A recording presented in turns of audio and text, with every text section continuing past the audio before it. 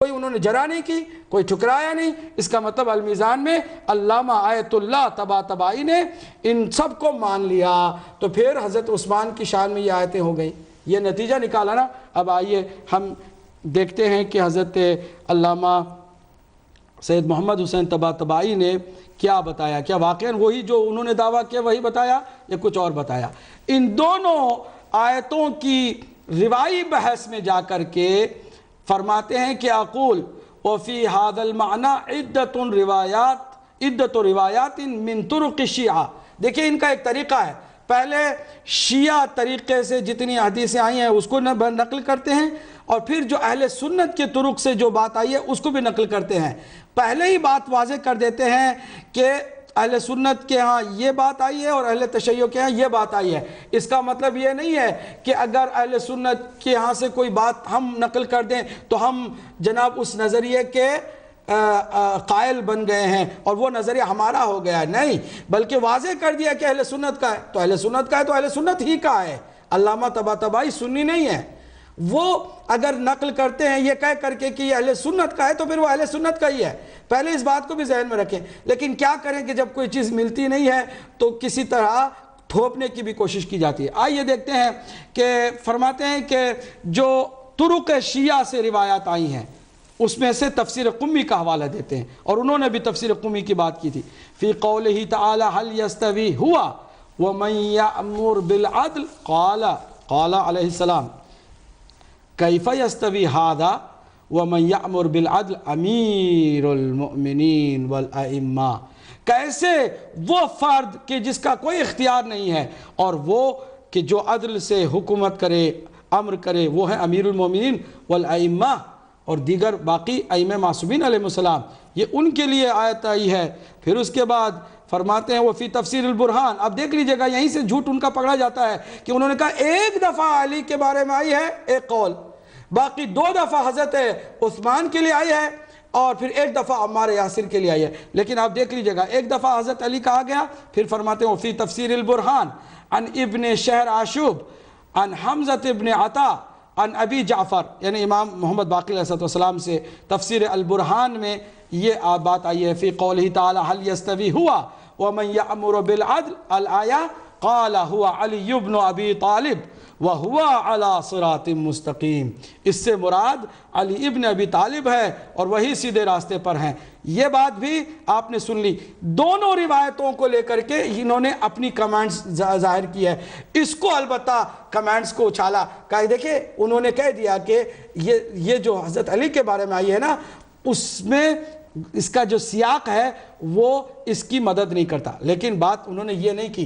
دیکھیے کیا کہا حضرت علامہ طباطبائی نے، فرمایا کہ اقول والروایتان من الجری، یہ جو 2 روایتیں ہیں یہ مصداق میں سے ہیں، یعنی ان آیتوں کا مصداق علی علیہ السلام ہے، لیکن شان نزول مولا علی کی ذات نہیں ہے، یہ بتایا ہے۔ یعنی مفہوم قرآن مجید میں عمومی ہے، مثال عام ہے ہر اس شخص کے لیے کہ جو عدل سے امر کرے اور سیدھے راستے پر ہو اس کے لیے ہے، لیکن مصداق اس کا یہ ان روایتوں میں آیا ہے۔ یہ فرمایا کہ یہ جو 2 روایتیں ہیں ان میں مصداق علی ابن ابی طالب علیہ السلام ہیں۔ وَلَيْسَتَا مِنْ أَسْبَابِ النُّزُولِ فِي شَيْءٍ لِمَا تَقَدَّمَ فِي الْبَيَانِ السَّابِقِ۔ اس سے پہلے بھی جو ہم نے عمومی اس کا معنی بتایا اس کے پیش نظر یہ دونوں حدیثیں اسباب نزول کو بیان نہیں کر رہی ہیں، یعنی شان نزول نہیں ہے کہ یہ صرف مولا علی کے لیے ہی آئی ہیں، ایسا نہیں ہے، بلکہ یہ مصداق ہیں۔ یہ تو کہا، لیکن اسی طرح نیچے اہل سنت کی طرق سے جو بات آئی ہے اس کو جو بتا دیا، کیا بتا دیا کہ انہوں نے سمجھا کہ ان کو ایک بہت بڑا خزانہ ہاتھ آیا ہے۔ دیکھیے گا کہ کیا فرماتے ہیں، میں نے اس کو ریڈ میں اسی لیے کیا ہے تاکہ آپ اچھی طرح سے اس کو سمجھیں اور ذہن نشین کر لیں۔ وَكَذَا مَا رَوَى مِن طُرُقِ أَهْلِ السُّنَّةِ، اسی طرح وہ بات بھی ہے کہ جو اہل سنت کے طرق سے یعنی راستوں سے روایت کی گئی ہے۔ ان قولہ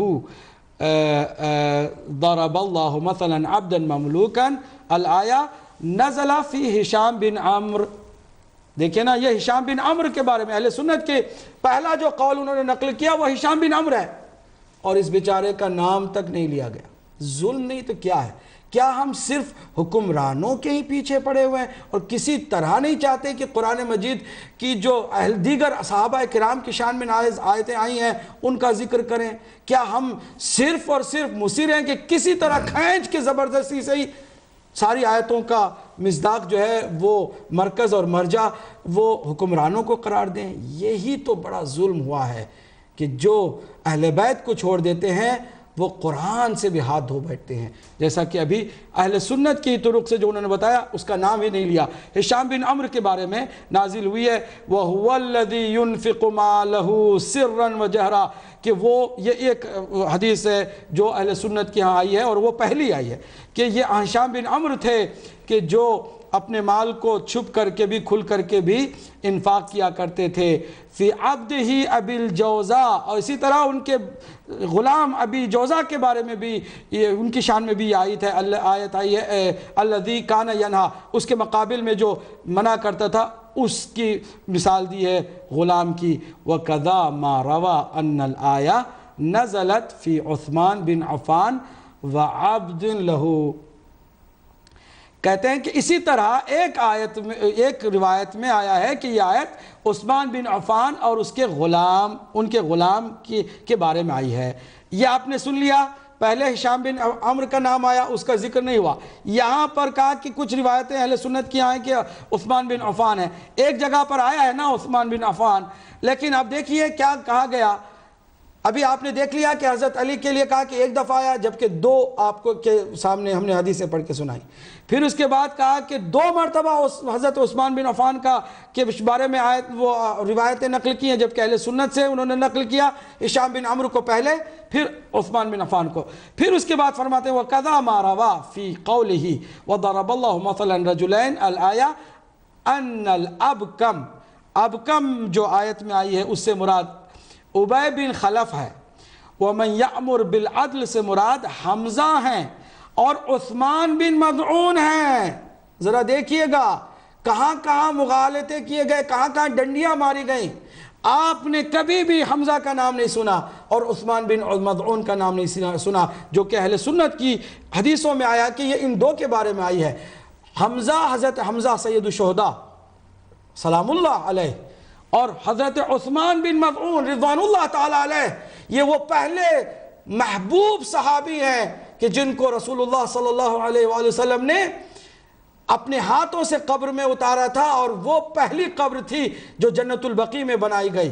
حضرت عثمان بن مضعون یہ ایسے محب آل محمد تھے کہ علی علیہ السلام نے ان کی یاد میں اپنے ایک بیٹے کا نام عثمان رکھا۔ یہ عثمان بن عفان کی طرف لے کے جاتے ہیں، یہ عثمان بن مضعون ہے رضوان اللہ تعالی علیہ، ان کی شان میں یہ آیت نازل ہوئی ہے، اس کا کہیں آپ نے ذکر بھی نہیں سنا ہوگا۔ اب آپ دیکھیں کہ کہاں کہاں ڈنڈی ماری گئی۔ اس کے بعد وَقَذَا مَا رَوَى أَنَّ الْأَبْكَمَ حاشم بن عمر بن الحارث القرشی، ابکم سے مراد حاشم بن عمر بن حارث ہیں القرشی، وَكَانَ قَلِيلُ الْخَيْرِ، وہ بہت کم نیکی کرتا تھا، یعادی رسول اللہ، اور رسول اللہ کے ساتھ دشمنی کرتا تھا۔ وَمَا رَوَى أَنَّ الْأَبْكَمَ ابو جہل، اور اس کے علاوہ ایک اور روایت میں ہے کہ ابکم سے مراد ابو جہل ہے، وَالْعَامِرُ بِالْعَدْلِ سے مراد عمار ہے۔ البتہ عمار کا ذکر ایک دفعہ آیا ہے، انہوں نے بھی کہا ایک دفعہ آیا ہے، اس پر ہم اتفاق کرتے ہیں، لیکن عثمان کے لیے کہا 2 دفعہ آیا، لیکن یہاں 2 عثمان نہیں ہے، یہاں ایک عثمان بن مضعون ہے جن کو بالکل گول کر دیا۔ اور مولا علی کے بارے میں 2 آیتیں آئی ہیں، 2 حدیثیں آئی ہیں، اس کو بھی انہوں نے ایک کر کے بیان کیا گیا۔ اب اس کے بعد دیکھیے گا کہ وَمَا رَوَى أَنَّ الْآمِرَ بِالْعَدْلِ عثمان بن عفان، دوسری مرتبہ جو آیا، وَالْأَبْكَمْ، اور ابکم سے مراد ان